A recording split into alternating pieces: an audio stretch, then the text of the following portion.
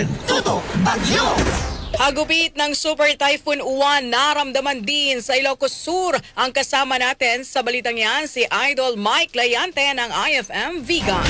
RMN Live Reports. Radyoman Angel, Radyoman Drew, naputol na sanga, natumbang mga kahoy at nasirang bubong ng mga bahay ang iniwang bakas ng bagsik ng hagupit ni Typhoon Uwan dito sa lalawigan ng Ilocos Sur na siya namang nasaksihan ng mga residente pagputok ng liwanag kaninang umaga. Simula kagabi nang maramdaman ang lakas ng hangin na dulot ng tinaguriang super typhoon na nagbigay naman ng labis na pagkabahala at perwisyo sa mga residente. Dahil sa mga sanga at puno na nagkalat sa mga kalsada, agad na nagsawgawa ng clearing operation ang mga local government unit dito sa probinsya. Agad namang namigay ng hot meals ang provincial government ng Ilocos Sur sa mga evacuation centers sa pagipagtutulungan ng Provincial Disaster Risk Reduction Management Office at ibang mga ahensya.